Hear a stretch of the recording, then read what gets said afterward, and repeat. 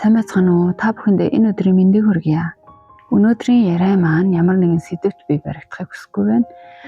Ягаад гэвэл удаан хугацаанд подкастаа хийгээгүй учраас маш олон зүйл толгойд эргэлдэж байна. Тэр олон зүйлсээ хураангуулад хамгийн чухал зүйлүүд нь миний мэдэрч байгаа, ойлгож байгаа хамгийн чухал зүйлүүд нь юу вэ гэдгийг аль болохоор товч хуваалцъя. За тэгэхээр нэгдүгээр ярмаар байгаа зүйл бол хандлага. Хүн яг одоо юу ч чаддгүй, мэддэггүй байж болно. Гэхдээ тэр хүний нэг хандлага нь би яаж бусдад туслах вэ? Би одоо байгаа ажил дээр миний хувь нэмэр юу байна уу? Би юуг нь чадах вэ? Өөрийнхөө хийх ёстой юмыг яг өөрийнхөө гэрт хийж байгаа юм шиг, өөртөө зориулж хийж байгаа юм шиг яаж өөрөмсөг хандаж хийх вэ?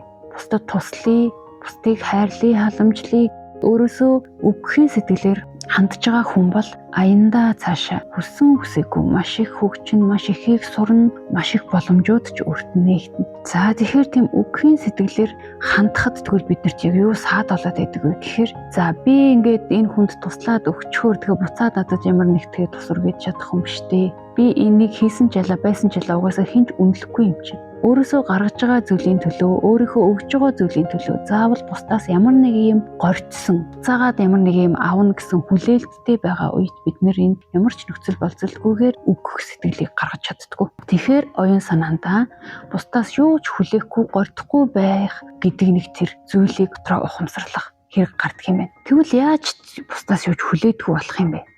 Тэгвэл бусдаас юм хүлээгээд байгаагийн шалтгаан нь юу юм бэ гэж цааш нь бодоод үзье. Тэхийн бол сэтгэл дотор дутуу байгаа, дундуур байгаа. Хэрвээ аяг дүв дүүрэн бол за одоо аягийг амтай гэж үзье л да. Тэгэх юм бол тэр аяг бялхам дүүрэн байгаа бол нэмээд дотор юм хий гэж бодохгүй шүү дээ. Яг тэрнтэй адилхан бидний сэтгэл дүүрэн байгаа бол заавал бусдаас юм авъя гэдэг сэтгэл угаасаа төрөхгүй. Тэгэхээр сэтгэл дотор дундуур, дутуу хэсгүүд байгаа учраас бусдаас юм гордд юм байна, хүлээд юм байна. За тэгвэл цааш нь лавшруулаад бодоод үзье.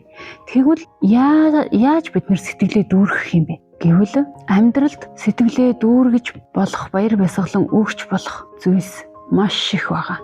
Байгаа юмдаа сэтгэл хандаггүй, байгаа өөрийнхөө одоо байгааг дутуу байна, дулмаг байна гэж шүүмжилдэг, өөрийнхөө одоо байгааг хүлээн зөвшөөрөхгүй, өөрийнхөө амьдралд одоо байгаа эд хөрөнгө, авяас чадвар, бусад хүмүүс гэх тийм зүйлүүдээ хүлээн зөвшөөрөхгүй, одоо байгаа зүйл нь дундуур, дутуу гэсэн мэдрэмжийг өөртөө өгч байгаа хүмүүс сэтгэл нь дүүрэн байж чадахгүй байна. Тэгвэл тэр дундуур, дутуу гэдэг зүйлээ яаж нөхөж болох юм бэ? Тэр нэг бодлынхоо, мэдрэмжийнхээ, тэр нэг ухамсарт байгаа, тэр нэг ойлголтынхоо алдааг тэгвэл бид нар яаж засаж дүүрэн сайхан одоо байгаа бүхэн маань ямар сайхан бэ? Надад илүү юм заавал хэрэггүй. Үнэхээр яг хөө ингээд боломж нөхцөл нь бүрдээд амьдралд маань ороод ирвэл сайн л байна. Гэхдээ байсан байгаагүй надад ямар ч ялгаагүй. Би угаасаа сэтгэл хангалуун байна гэсэн тэр зүйлийг тэгвэл өөртөө яаж төлөвшүүлж болох вэ? Утга учир гэдэг зүйлийг, амьдралын утга учир гэдэг зүйлийг хүн өөрөө бүтээдэг.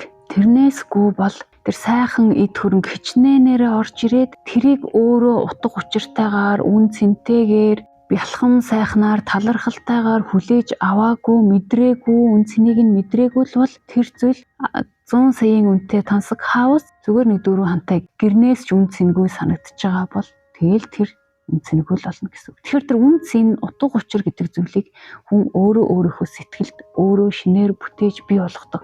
Өөрийнхөө бодлоор, өөрийнхөө харах өнцгөр, хандлагаар тэр үн цэн гэдэг зүйлийг бий болгодог. Хичнээн ядуу эсвэл одоо өнөөдөр авяас чадваргүй хичнээн хүнд нөхцөл байдалд байгаа хүн ч гэсэн тэр байгаа зүйлстэй утга учирын зүй ёсоор нь оноож чадах юм бол ямар ч дутуу дулмаг дундуур байсан өөрөө өөрийнхөө ухамсараар, сэтгэлээр, оюунаар тэр дутуу орон зайг дүүргэж сэтгэлээ нөхөж чадна. Амьдрал ямар утгагүй юм бэ? Утга учир нь хаана байна гэж бодогдох үе надад одоо ч байдаг.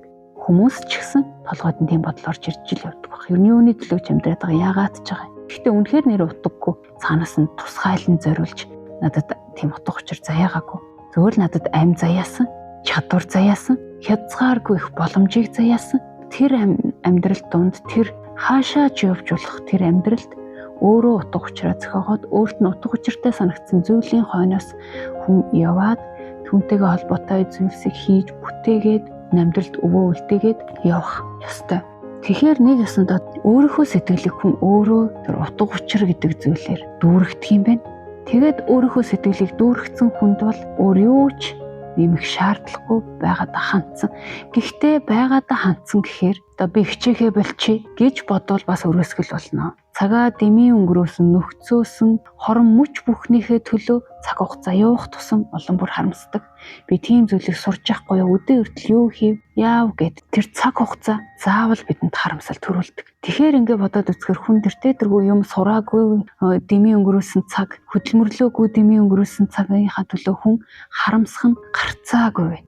Ийм юм чадахгүй, ийм юм сураагүй, ийм юм хийгээгүй, ийм юм бүтээгээгүй. Бус хүмүүс чадж хахад би бүтээгээгүй гэсэн тийм зэмлсэн өөрийгөө буруутгасан мэдрэмжүүд орж ирдэг. За тэгэхээр үндсэн яриагаа цааш нь өргөлжлүүлээ. Тэгэхээр өөрөө өөрийнхөө сэтгэлийг хүн өөрөө л дүүргэдэг байх нэ. Бусдад урам хугарах гэдэг тэр нэг бидний сэтгэлийг зовоодог хамгийн том шалтгаан. Тэг яагаад урам хугараад байгаа юм? Тэгэхээр би юм хүлээсэн байсан учраас тэгээд нөхөр ээжж тэгээд өгчихгүй, эхнэр ээжж тэгээд өгчихгүй. Хамт ажилдаг хүн байж надад тэгэж хандсан. Тэгэл өгчих ёстой байсан гэж бодож байгаа тэр бодлууд биднийг хамгийн их зовоодог юм байна.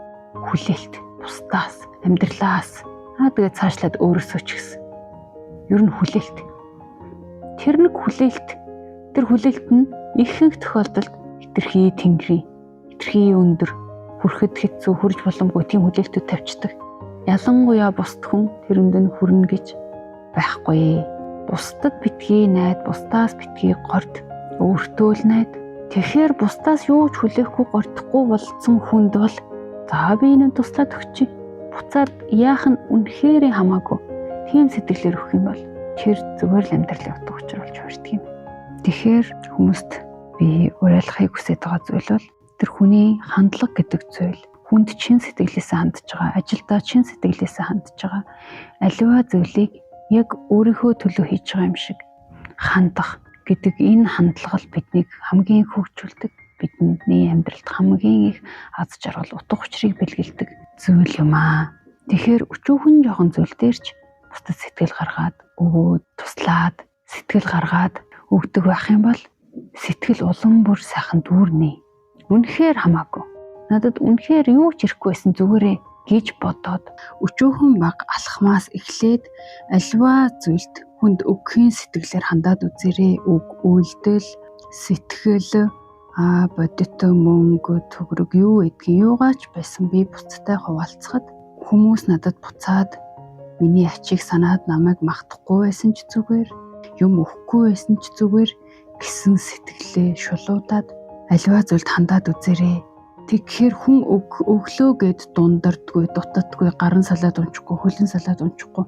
Харин ч өгөхийн хэрээр буцаад өөрийнхөө сэтгэлийг өөрөө дүүргэж ядгаа. Хүнтэй хуваалцах тусам, хүнд сэтгэлээсээ хандах тусам, хүнд сэтгэл гаргах тусам бид улам бүр сэтгэл маань дүүрчээдэг, бидний зүрх улам бүр томорч идэг. Зүрх томорхын хэрээр амьдрал, бидний амьдралыг харах өнцөг бүх зүйл дагаа томорч идэг. Тэгэхээр хүн дотроо дүүргээд тайвшраад ирэхээр бусдаас илүү авчих юмсан тэр тэгээд өчтөгч болоосай тэр дихгүй юм гэдэг тэр нэг олон дундуур зүйл нь дүүрээд тэр өсгийн өлөн дутууг мэдрэх тэр мэдрэмжүүд нь аяндаа өөрөөс нь алгуулдаг. Өгч чаддаг хүн хоёрын хооронд юмн дээр шуналтаж бусдыг хохироодоггүй. Хүний хийдэг хамгийн өчүүхэн хөгийн үйлдэлүүдийг хийгээд ах ямар ч шаардлагагүй гэдгийг мэддэг. За энэ хүртэл бичлэгийг маань сонссон бүх хүмүүстээ баярлалаа. Дараагийн бичлэгээр уулзтлаа. Түр баяртай.